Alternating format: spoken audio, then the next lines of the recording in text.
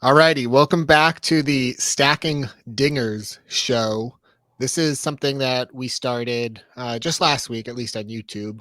We've had the Substack going for since the middle late of the summer. Something we promised with it is that it's going to be a little bit of a revolving door of host and guests between the main people working on Stacking Dingers and then guests that we want to bring on. So tonight I'm in the host chair. My name is Brendan Tuma. I'm on Twitter at Too Much Tuma. And with us is, I don't want to overstate it too much, Chris, but without you, like none of this really happens. Without just to make sure you don't understand yourself, without you, where we're at in understanding MLB best ball on Underdog, like we're just not there. So it's going to be really nice to have a chat tonight. Well, thank you. Very excited to be here. Very kind words, much appreciated. I think between the three of us, between the six of us, we've done a lot of talking over the past year or so, at least at this point, 18 months. So it's really nice to start getting all of this stuff out there of turning our conversation into something that people can use and enjoy and benefit from. And I think it's been a really, fun experience behind the scenes of looking at all the stuff and trying to turn it into something digestible. And I'm glad that we're going to be able to share that with everyone for the next 4 months or so before the season starts. It's here on the screen, but just in case you're listening, Chris is on Twitter at B3isball. He is really must follow if you're playing on Underdog, if you're a fan of MLB best ball, NFL best ball. You do a lot of golf work too. I know nothing about golf, but I see you post a lot, and it seems like you have some great success there. So also want to give a shout out to Matt. Dark Sheep. Matt, if you want to chime in with your handle just to make sure people have it, feel free. Hello. Hello. Yeah, you can follow. I'm here. I'm the voice of God today. I'm a little under the weather, so I'm doing the producing role. So yeah, if you want to follow me, it's at D4RKSH33P_. But I don't blame me if you don't want to type that all in. I give Chris some flack for his handle not just being as intuitive as it could be, but yeah, I think you got him topped on that. So diving right into things, I think the first thing we want to talk about tonight, and we want to keep this conversation open, we want to go in many different directions. We kind of feel like we're starting to learn more about this game, and therefore we want to kind of give analysis and advice as we go, Chris. I think that would be a good way to phrase it. So one of the things that you've done very early so far this offseason is look at 2023 Dinger data. The Dinger is Underdog's flagship MLB best ball game. That's it's got the most entries, it's got the biggest prize pool, so that's why we're choosing to look at that. And yeah, I think if you want to just take the floor and talk about some of the work you've done so far. Yeah, for sure. So I think that you teed it up really well. This is our biggest contest. This is when we want to spend the most time thinking about playing towards building up your knowledge and your reps during the off season is going to be with the goal of trying to take this down. So what we've thrown together here, just to level set, we're starting ground zero, level one kind of stuff, is just how did the field draft last year, 2023, and we're going to compare that to 2022. And the big things that I was looking for were just what pops out in terms of how people changed year to year. 2022 was a very small contest in comparison. I think there were only 4,500 or 5,000 teams. And then last year it grew significantly. We got up to around 50,000, 55,000, somewhere in that range. So you had a much larger sample size to work with. Last year, we had another year of knowledge. We had a lot more people in the space trying to, chime in, see where the field was going to land. So here we've got 3 different graphs.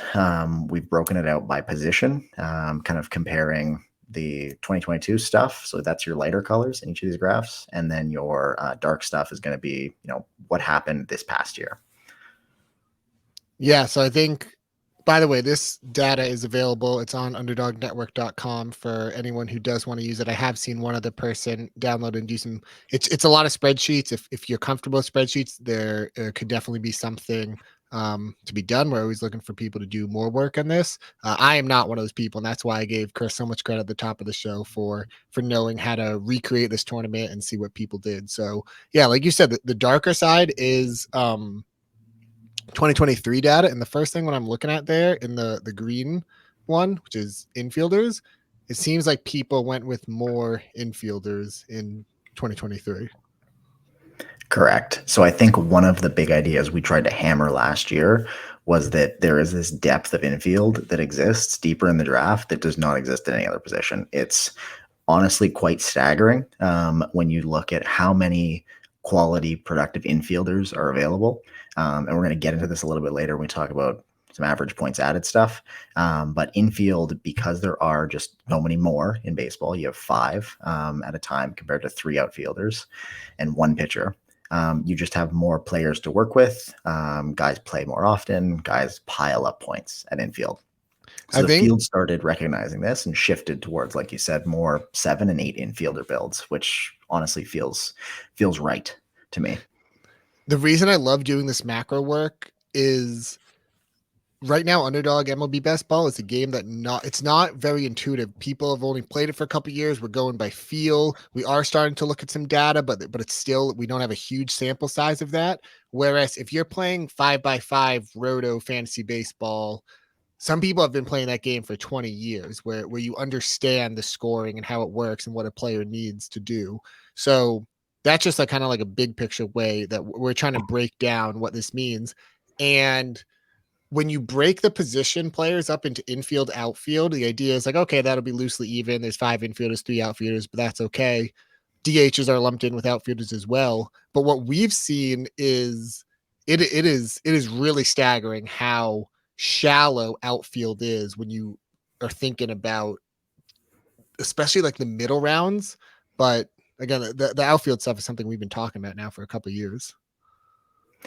Yeah, agreed. Like the outfielder bars on this one are so heavily concentrated in either the 6 or the 7 bucket because there just really isn't.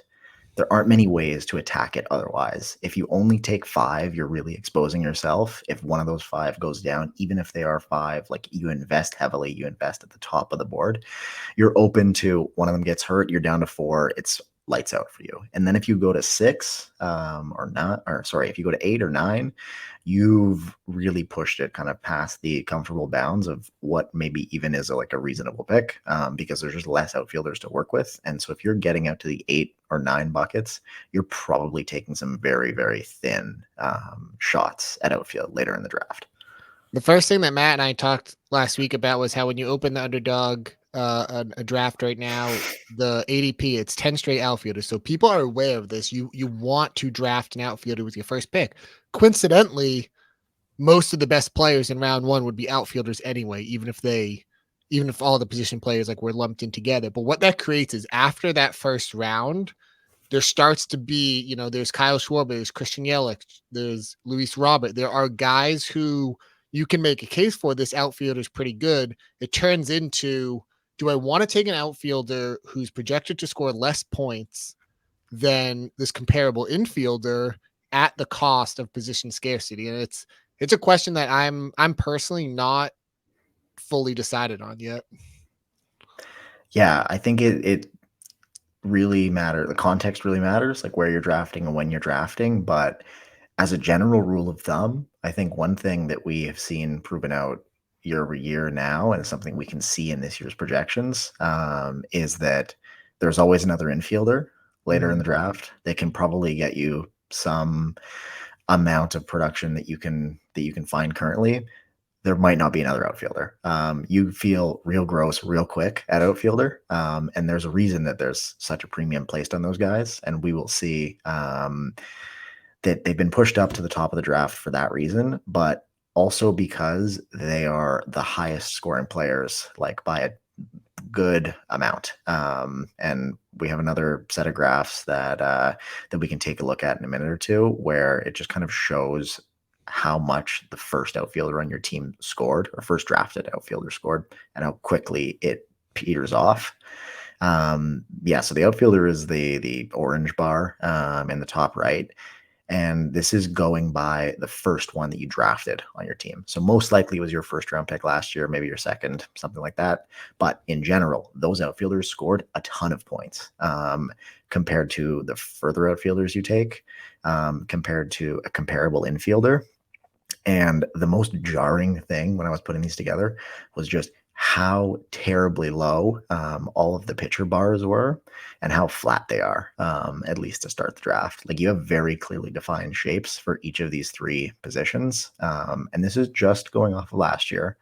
So this is a very descriptive way of looking at kind of what happened, where we can try and optimize this year, and think about how we want to adjust our strategy. But I think these three pictures tell like a very good story of kind of what each position is all about and how we can try and attack them.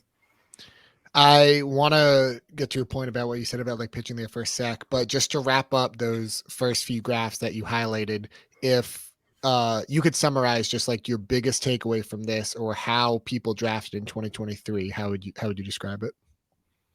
I would say if you had to put all of your eggs in one or two baskets, if you take 6 or 7 at every position and spread that out between, 6-7-7, 7-6-6, or 7-6-7, I think if you just stick to those 3 buckets and you just draft, I think that is the safest, most kind of, you're not falling into any traps that way. I think if you ever kind of come to a spot in the road where you're like, what do I do? If you just stick to 6 or 7 at each position and kind of just balance that out, you should be, I think, ahead of the field, some of which are just unnecessarily drafting themselves out of pods and out of the tournament.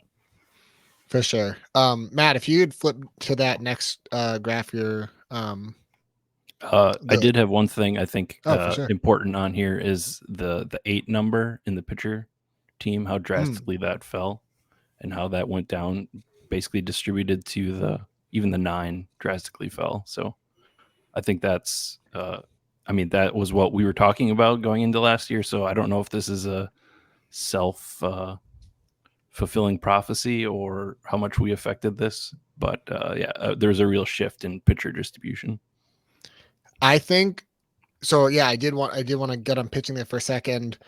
I remember talking to you guys when we were first just getting to know each other, even just reflecting kind of on 2022, so 2 years ago. And the consensus was that pitching was approached as a quantity problem. It was we need pitchers late in the draft who can get these points for us. All our hitters are set, so let's get a lot of them, like you said. Whereas I was definitely vouching for, and I know not everyone necessarily agreed on this, but I was vouching for pitchers should be a quality issue because at the end of a draft, there's so few pitchers who you can trust to go deep into games, and underdog scoring is so heavily reliant on wins, inning pitched, and quality starts. And the way baseball is going, there's not that many of those guys anymore. So if you're drafting someone who can't reasonably get you a win and a quality start and go deep into the game, it's basically worthless. And there were some numbers that Chris showed that out. I'm now not, I don't want to say pivoting entirely, but I think I'm on the verge personally of discovering or wanting to change my approach. And that kind of leads us into that next graph that Chris put together. And it's just how little pitchers score compared to hitters. Yeah, so that's kind of where my head has come around to as well. I think that we figured out quantity is not the problem at pitcher, it's quality. Like we said, I think we're right about that. I do think that it's a 6 or a 7 type position, and you stick that and you kind of work with it. I think 5 is dead. I don't love the idea of 5. I think that we toyed around with it last year a little bit, seeing how far we could push this. I think 5, you're too thin in these playoff rounds when you need like all of the starts.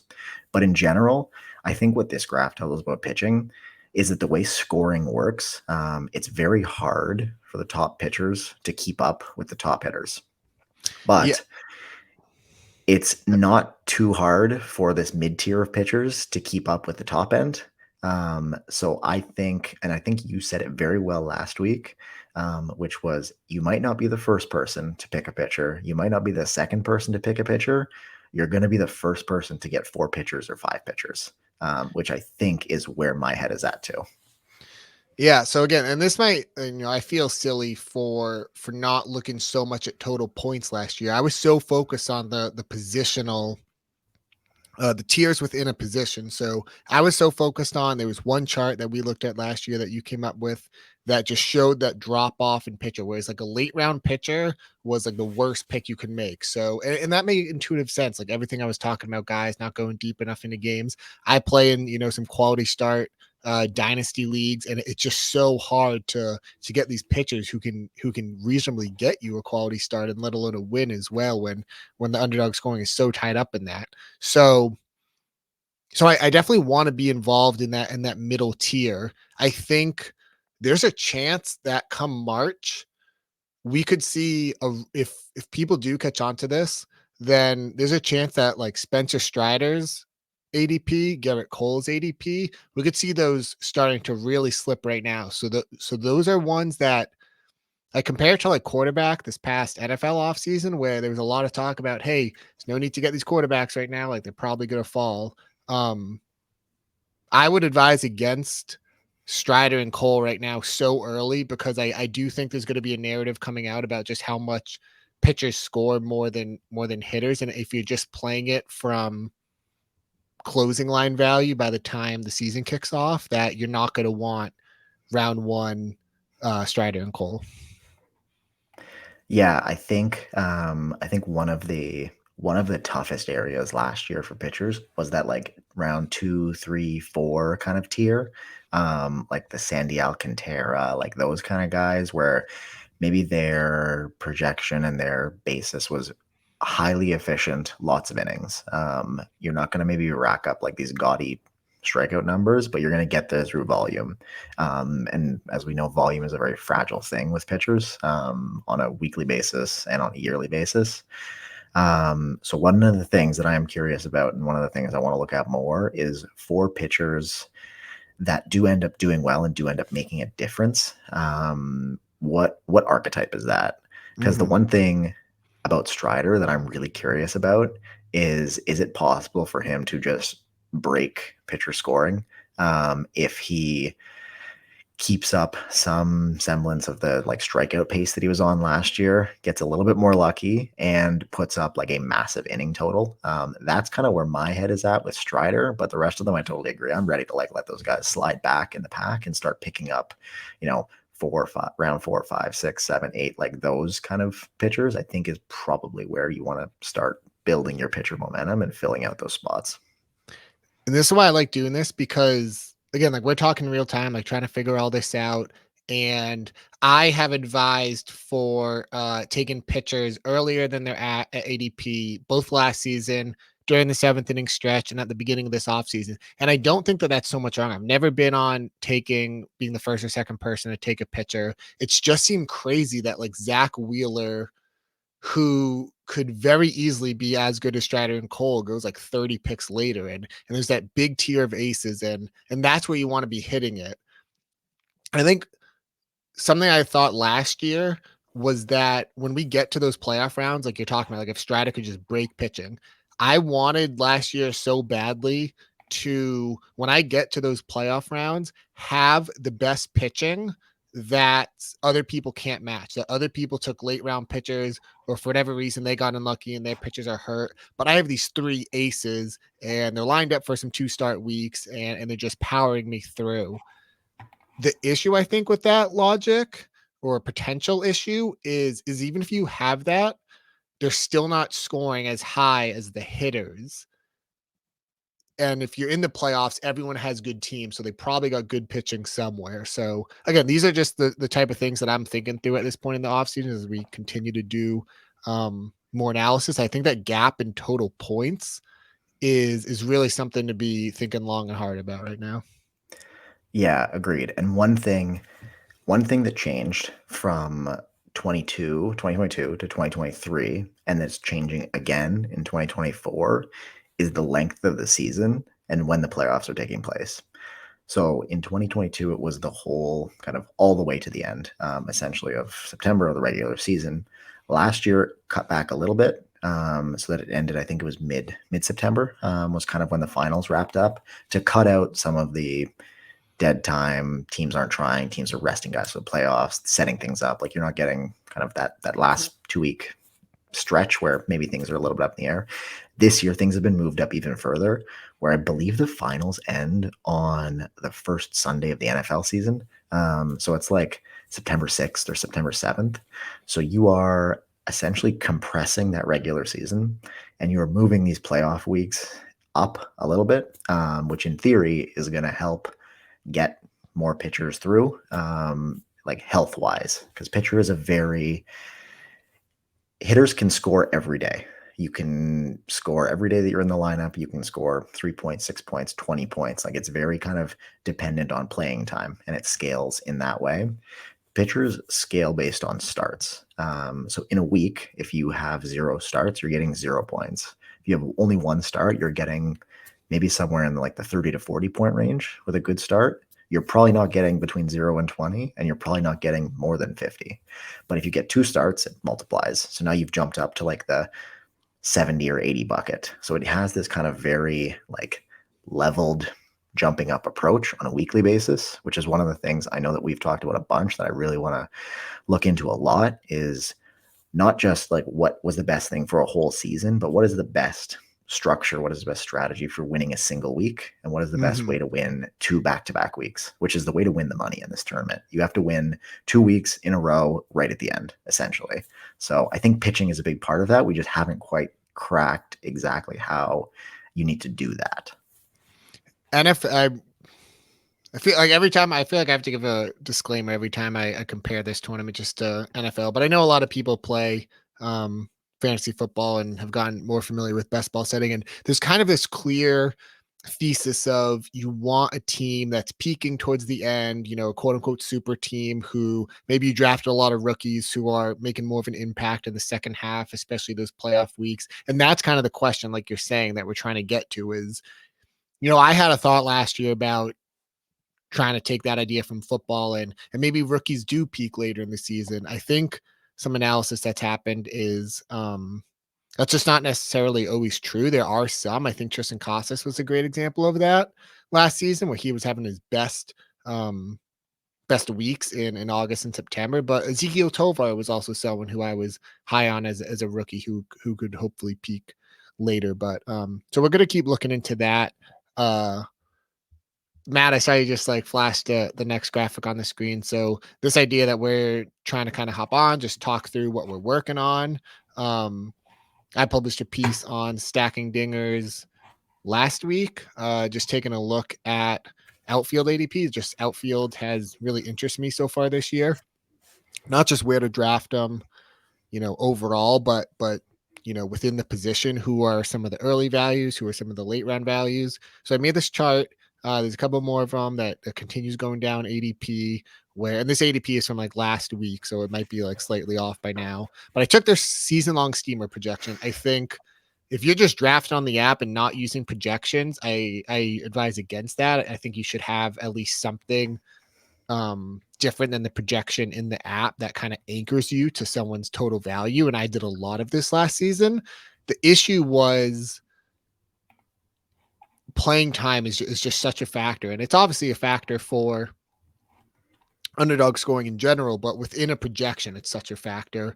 And I want to start learning more about who are the players who are making an impact, who could either have a playing time jump, who could have a hot week if they're a lefty platoon bat and, you know, has 6 right-handers in a given week. And so what I made in the last column is points per plate appearance, which is, you know, as intuitive as it sounds. And it just kind of shows you it's more of a true talent level. And from there, we can adjust our own ideas of playing time. Yeah, I love that kind of dual look at, you know, here is their full body of work, and then here is this, you know, rate metric that can get us like some semblance of efficiency every time you go to the plate. These full season projections are very helpful in terms of like, you know, setting the order and getting guys volume wise correct. Now, without having the last month of the season essentially included as part of the regular season, I'm wondering if there's a way we can do some kind of adjustment to account for that. But I don't quite know what that's going to be. One of the big examples from last year in terms of not just how you're scoring your points, but when you're scoring your points was Bryce Harper, which was probably my biggest miss of last year. Was I was just out. I did not take any at the right price, or at any price really. I only had a couple shares, and it was huge FOMO by the end of the year, because as soon as he gets plugged back into your lineup, it's an immediate like boom, 4 rounds of value. Like he goes from being you drafted in the 7th, now he's Bryce Harper, who's playing at a second or a third level of talent.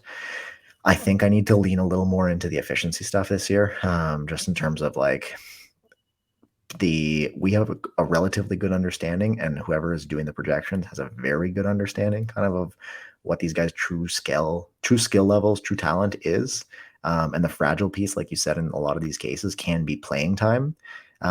So I think I want to embrace a little more of that fragility and lean a little bit more into who is just better at hitting the baseball, and making that matter for Underdog. So that's just from this list, especially at the top of the board. One of my biggest stances so far, and one of the biggest ones that I'm going to carry through, is I'm going to have so much Jordan. Anytime he's around at the back of the first, I'm going to take him. I've mixed him up in the middle a couple times, and I've taken him as high as fourth, I think. I might take him third. I don't know. I'm just going to be sprinkling him in throughout, trying to keep him like at the top of my list of guys kind of in that first round, because I think if he ever puts together that like healthy year, like nuclear, sky's the limit. Like he could be the guy. So I'm going to try and lean into that this year with him and hopefully get ahead of a price bump that I think is going to come as we get closer to the year. I found it really interesting that he gets drafted last among this group. I mean, they're all great players. Like you can't pick holes in any of them, but I just thought there would be more universal love for Jordan. I think a future episode that I would really like to do, and something that people might wonder about, is like they might look at this and say, okay, I got the 6th pick. Who do I take? And you kind of just go off a whim. I think at some point we should really talk through those top, trying to even count how many there are, 9 or 10 outfielders, whatever it is, and really think through if it makes sense that some of these guys should be definitively go ahead of others. Because I think anyone drafting a lot, like a lot of us are, there is a bit of a diversification approach, but there's also some people who are only going to do 3 to 5 drafts, and I do think that's an interesting topic to talk through. But anyone else on this? You mentioned Jordan, who does show up as the second highest in points per PA, but on this first chart, anyone else who kind of catches your eye? I'm a sucker for Mike Trout. Like I'm just a sick fish. I'm gonna go back every year until he's like in a walker, essentially. So end of the second round, like yes, please sign me up. Like I will happily do that. I've done it a handful of times. I'm ready to go back for more. One guy that confuses the shit out of me, and I really don't know what to do. I didn't know what to do last year. Is Michael Harris. Like I'm lost on what to do for him. My gut is that's just way too expensive for a guy who might be stuck at the bottom of the Braves order again. But if anything breaks the right way and he ends up at the top, he has all the tools, all the skill to like be a problem, if you don't have him. So he's the one that I'm probably down on and wondering if I need to be in on or waiting for it to turn around. I'm not entirely sure what to do with him. He's like the biggest question mark for me in this range. He's really interesting because if people are going to try to draft off the idea or make the case that the Braves were historic last year and they're going to be just as good this year, like I would bet against it. Like they were historically good last year. They stayed incredibly healthy. Obviously, they're going to be one of the best offenses in baseball again next year, but you just can't bank on that efficiency. So if you just hand wave away, oh, Michael Harris hits 9th, I don't care because it's for the Braves. Like I think that's a mistake. Like that matters. When Ozzie Albies was hurt last year, Michael Harris was hitting second against right-handers in between like Acuna and Olsen and Riley. And that is like so juicy. If he ever usurps Ozzie for that spot in the order, that'll be a big deal for him. Obviously, he needs to still hit. There are some yellowish flags in his profile. I also love your take on Trout. I'm also want to believe that this guy is the best player we've seen in quite some time. Something I'm going to do either this week or next week is compare some Underdog ADP on some polarizing guys to ADP on the NFBC, which is season long 5x5 roto. And that's not a comparison for the format, obviously, because it is different and it's important to note the differences. But there's some really, really sharp, I would say arguably not even arguably, the smartest fantasy baseball players in the world. That's where they're drafting right now. And I just think that that's, something to look out. Trout goes, I want to say the last I looked, which a couple days ago, like in the 40s on the NFBC, which I wish here we were getting a little bit more of a discount. And, outfield is scarce and all that, but that's going to be something I want to look at. But unless you got anything else on this slide, I think we can go to the next one. I got one on ADP just in general, not about these guys. One thing that's super interesting to me is thinking about it, especially compared to football.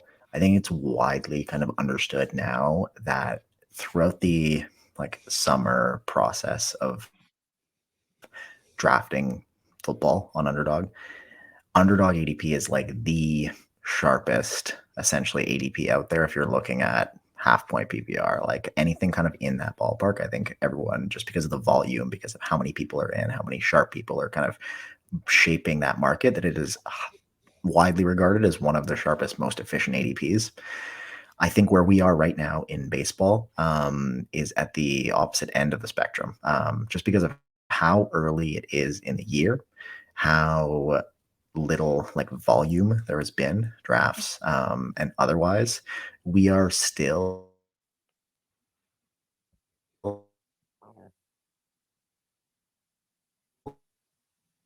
Matt, are you there? Our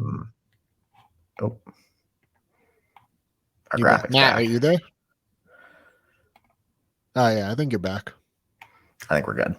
The closer we get to the draft, every day it's going to get a little more efficient, a little more efficient, a little more efficient. And as it gets more efficient, I will be less willing to kind of jump around ahead of ADP, let things slide. Right now, I have less of a problem going against ADP if the projections, or if I have a reason to go against it. I wouldn't be and trying to get ahead of the big moves, like you said, trying to take guys that are going to be moving up, like that tier of pitchers, like some of these other guys that we feel like are going to creep their way up the board, or the opposite. So I think right now ADP, good tool to generally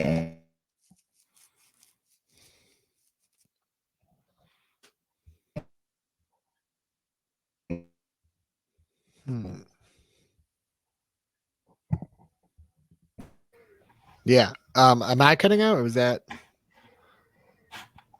No, that's Chris. I can hear He's you. I cutting can't out. see you right now. All right. It's on Chris's side, Matt. Yeah.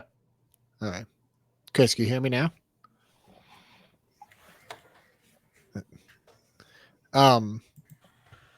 This was literally me last week. I was traveling for the holidays, but I'm back in my home setup. So I'm good to go. One of these, the next show, we'll get all three of us ready to go. But what Chris was just talking about, ADP, and that's why I love these conversations. That's what I love what we're doing at Stacking Dingers so far is I think there's going to be so much time to pick through these individual players and talk about their, strengths and weaknesses as baseball players.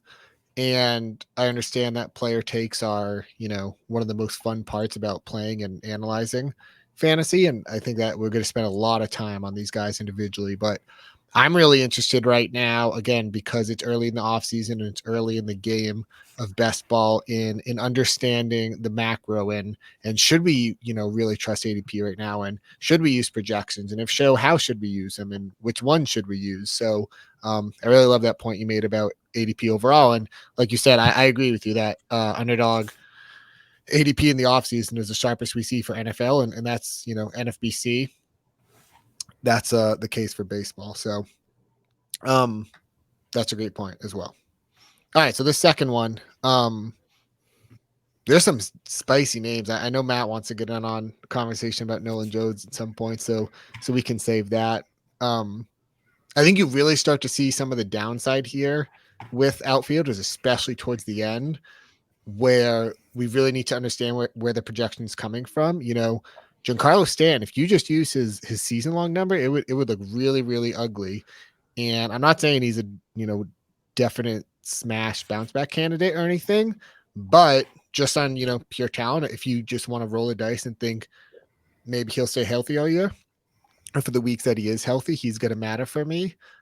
He's someone that jumps out there. Again, I want to be clear. I don't want to get bullied into becoming a Giancarlo Stanton supporter. So that's not necessarily a stance of mine at the moment, but that's kind of how to like read this chart. And again, this is on sackandingers.com.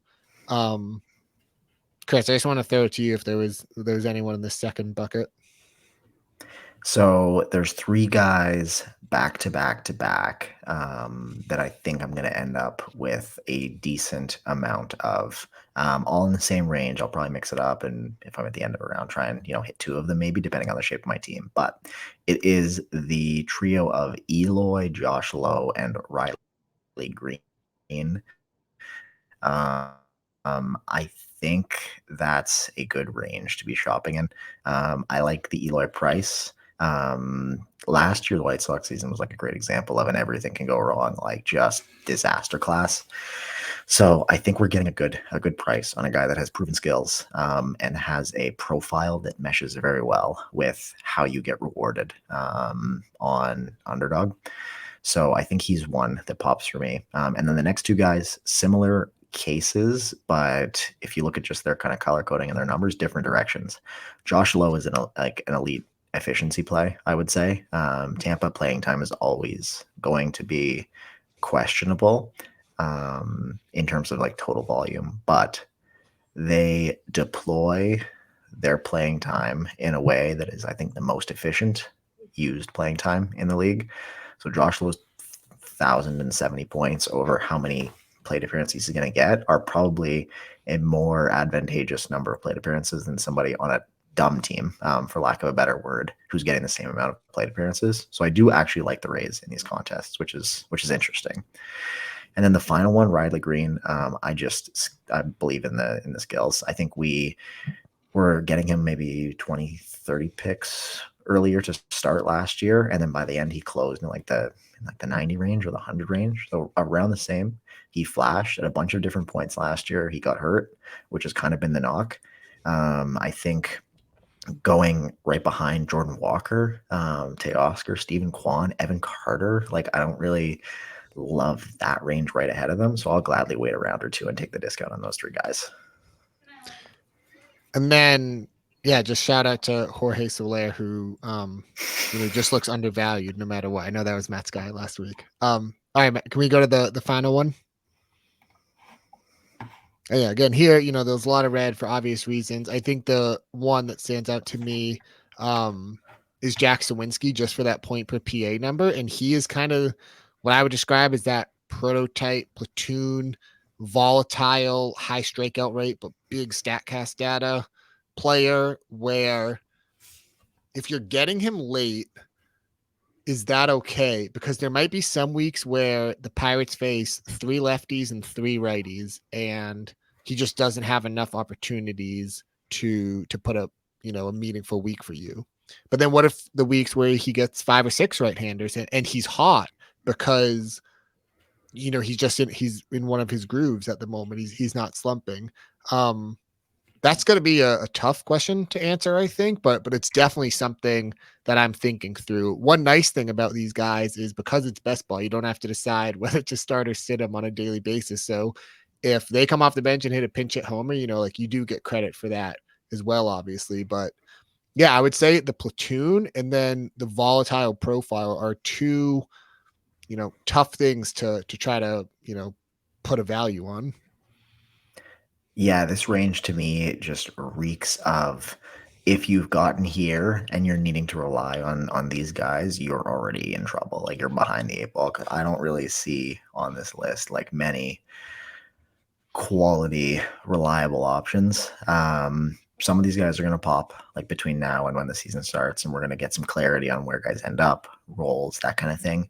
I would say that the roles, playing time, like those opportunities are very important to keep track of for these like fringe outfielder guys, because somebody can just find their way into like 550 or 600 plate appearances for some bad team and become very valuable. Like I think Lane Thomas last year was one of the like late round absolute smashes from this range. And it's just because the guy, he played well, but he was in there every day hitting atop the order and just producing.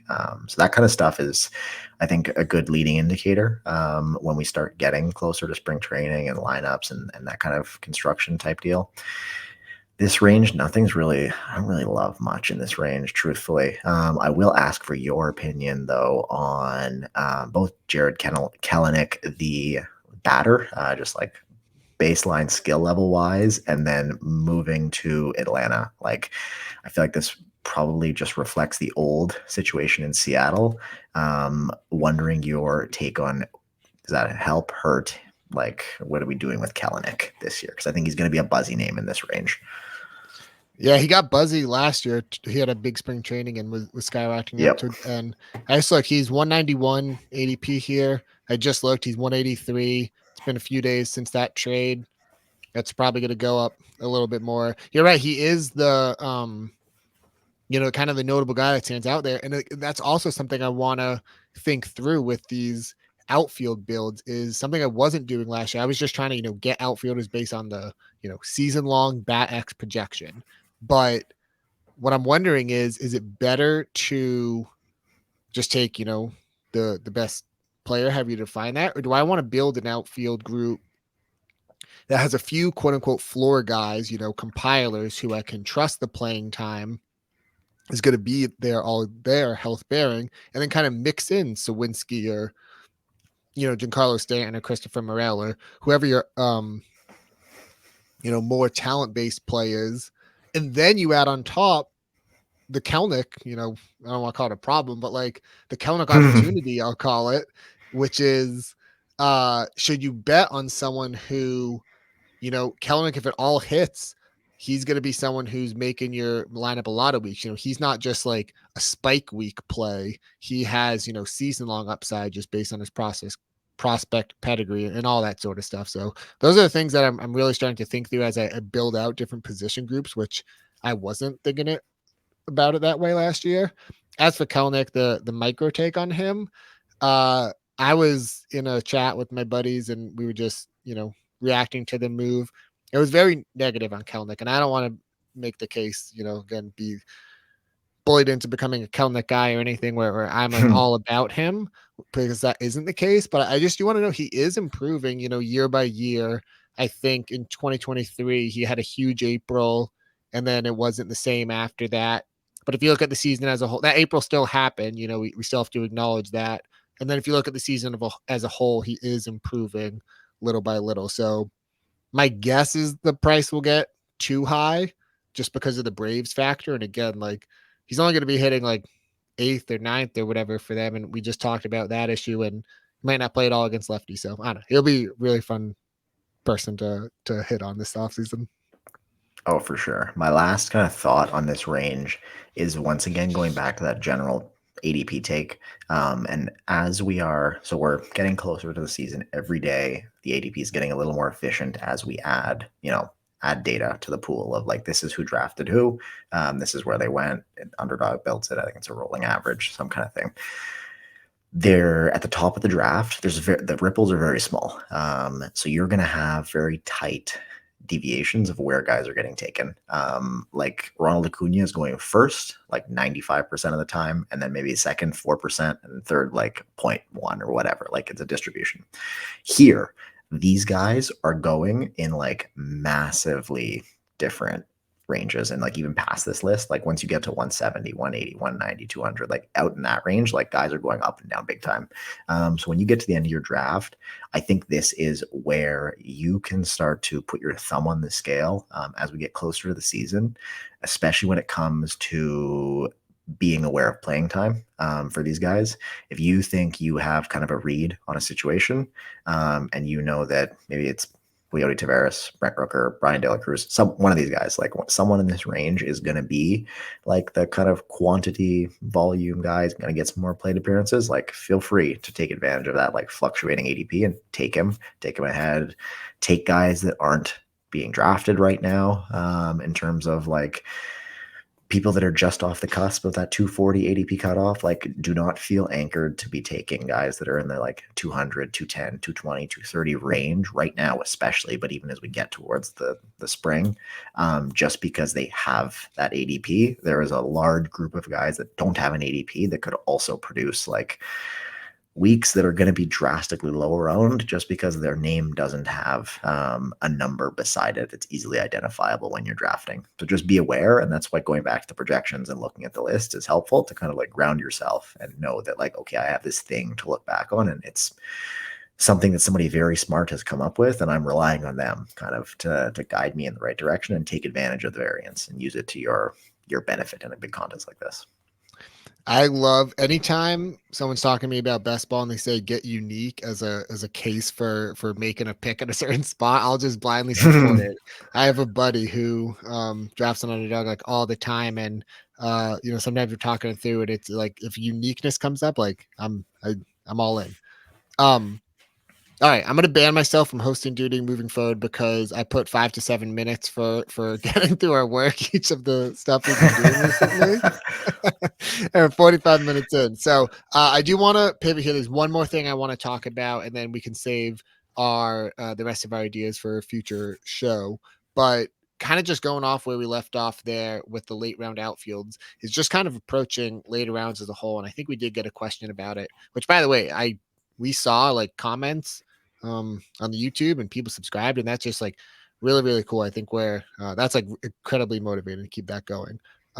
So thank you to anyone who does subscribe or like or comment or all that stuff. But yeah, I just kind of think, something that we were talking about a little bit before that we each put notes in here on the doc is your general thoughts on approaching the later rounds, because that's something that I really emphasized in my drafts last year, and just keep wanting to, hear other opinions and how other smart people are playing it. So my overarching theory of the late rounds is something we touched on a little bit, but I would love to hammer home, and I'm going to this offseason again, is that late round pitching is much more fragile than you think and doesn't make as much of a difference as you think. We saw that graph. Pitching is very flat, kind of across the board, and there is a drop off just based on the way that baseball operates nowadays. There's only a certain number of pitchers that throw a certain number of innings in every game, and then that builds across the season. Otherwise, teams are smart enough that you don't need to do that with bad pitchers. It's basically the simplest way to put it. And you know what I think it is too is that in traditional season-long managed leagues, there's because pitchers do break out. I would say as a whole, pitchers can change their skill level quicker than hitters can, and therefore we see a lot of breakout pitchers. And people are used to taking a young upshot, or high upside guy late in the draft, and if it doesn't work out, you just drop them and you pick up the next one because there's going to be some. And I think just rewiring your brain to understand that there's no in-season management, I think, and this is kind of ties into how I was approaching the late rounds last year, where the late rounds cannot be, I'm taking this huge upside risk, don't even know if this guy's going to be in the majors, or it's a huge injury risk, or whatever it is. To me, the late rounds is where I want to be hitting on the Lane Thomases of the world. And there's no world where I would have predicted Lane Thomas to be that guy last year. But there are definitely cases. I'm blanking on the names of who it was. It was that 2 years ago or last year. We had put together a list of kind of who those late round guys were who just ended up with so much playing time. And you don't need to be right ahead of time to draft those guys, whether it is an infielder or an outfielder. Like you said, there's going to be some. I think one example in the preseason last year, Ellie was being drafted in the late rounds, and people were like, "Oh, it's best ball. I'm going to take this huge upside risk." And obviously, I mean, he didn't get called up until the middle of the summer. Then you had him, but I don't know. Maybe it goes to I'm curious to hear your thoughts on this, because maybe it goes into the Harper line. I think like I want to minimize the weeks where I have a total zero. And if it's Bryce Harper, maybe there's more of a case. But again, my biggest point I want to is like, you cannot risk. All right, you talk, because I'm waffling now on like the late round prospect stuff. I think you have it like 80 or 90% of the way there. And I agree with you to a point. I think I would much rather this year take the shot on those prospect or fringe level guys as a position player than a pitcher. I think it's just very hard for a pitcher to come up midseason and make such an impact that they're one start a week or two starts a week, if you're lucky, will be able to like make a volume difference in your team. For a Oh, hitter, definitely. We should brand this entire operation as "do not take late round pitchers" because um, I'm fully in agreement. Like I want to be done with pitching by my last 4 rounds, and then it becomes, because I think the thing that people miss is like Lane Thomas last year. People would have viewed him and they would have like guaranteed he has no upside, but he does have upside. Like some of those boring picks at the end, you're taking them for their safety, and it's not as exciting as taking, a Sawinski type, but they still have upside just either if they play more or if they do just make an unexpected jump in talent. the other thing to think about with your late round stuff is that, especially when you're drawing the comparison between this and the very popular 5x5 roto, is your roster here is 20 players and you are locked in to those 20 players for the whole year. Your season long roto is most likely a bigger roster, and you have the ability to add and drop, which multiplies the amount of spots you have by a lot. You're able to churn, you're able to use the spots effectively, you're able to do a lot of things. Here, the opportunity cost of having a pick that turns out to be a complete dud is very high, even if it's at the end, because there are so many serviceable baseball players at mostly infield, but just across the board because of how many players there are in baseball. The level of production that you can find later in these drafts is very high for, like I've said, infielders especially. But if you're taking these fringe case pitchers, I think that you are losing out on opportunity cost. You can get it right. Like Mitch Keller was one last year that the exception, I think, that proves the rule. He smashed. He was awesome. That And Nez got right. Nez got right. Nez was right. Nez was here. Like, yes, we have to give him his flowers for that. I think if you were able to kind of pick that Mitch Keller out, you should just be picking that guy out and hammering him. And like, that's your edge. Most of us, myself included, aren't good enough at player evaluation to figure out at the end of these shorter underdog drafts who those pitchers could be. And if I spend my time trying to, let's say I take 3 of my last 5 picks in every draft are going to be pitchers, I multiply that out, I'm going to be burning so many dead picks trying to find those 1 or 2 or 3 guys that hit hard. And eventually they might, but I just don't think they're going to make enough of an impact to outweigh missing out on those Lane Thomas types, those guys that are accumulators, that are going to be there at the end, that can produce for you throughout the year and could spike for you in like a playoff week when you do need it. So that's kind of my theory, is that I'm just avoiding this pitcher problem altogether. I'm taking a lot of infielders. I took a lot of catchers late last year because they just seemed to be available and around. Some of them worked, some of them didn't. Alejandro Kirk cost me a lot of money, but it is what it is. I think there's a lot of guys that we will be able to find valuable players throughout the year that are available late in your drafts that you can use to backstop positions that feel weak, to plug holes, to provide insurance. Like there's a lot of ways to use those spots, and I feel like using them on these fringy pitchers is like last on my list. Definitely. I just looked up his ADP because I was curious, and he did have one. Mason Miller was going at 213 ADP. That's going to change because we just got news that he's going to be in the bullpen or close. But he was also, the reason I wanted to look him up is because he kind of jumped out to me as just, I was trying to think of an example of like a late round pitcher, or not even necessarily a pitcher, but a player in general who's just so volatile and risky. Like I don't know, like even if we didn't get that bullpen news yesterday, like I just would have no interest in that because I know I'm not going to be getting, a season long impact and how many innings it's going to be per start. And it's going to even, those are the types that I want the back of my roster to just feel really sturdy. And then you might hit on, some sort of, I don't know, we got to figure out a term for Lane Thomas upside that's different than, someone else making a jump in talent. But that's kind of what I'm trying to think through. Yeah, no, I totally agree. And I think I'm writing this down as another topic for a future thing when we get closer to the season, is like a last 5 rounds. Here are your infielders, outfielders, guys that are barely being drafted that you can take, that are both different in terms of like they're just not being picked enough. And they are marginally worse than some of the guys that are being drafted all the time. I looked at it last year and I want to say it was around like pick 200 or so is where the drafted percentage, if your ADP is like 200 for the year, you're getting drafted a ton of the time. And if your ADP is like 235, it is significantly lower. And the gap in those two players is not nearly enough to like warrant that big of a difference. So I don't have a problem getting weird at the end of your draft. I don't have a problem really taking like maybe one prospect or one like guy to shoot the moon with. If you're trying to do that, I would attack that position only if you've already built up a strength. So if you've built up like maybe you got infield early and you like took Freddie on the turn and you have like a solid 6, and then you want to wait and you want to take. There was rumors now that Jackson Holiday might be like breaking camp with the O's next year or something like that. If you want to throw him in at the end, like I have no problem. Build on your strength if you're trying to do that. Don't use one of those guys to fill a hole for you, would be my like note of caution if you're trying to do that.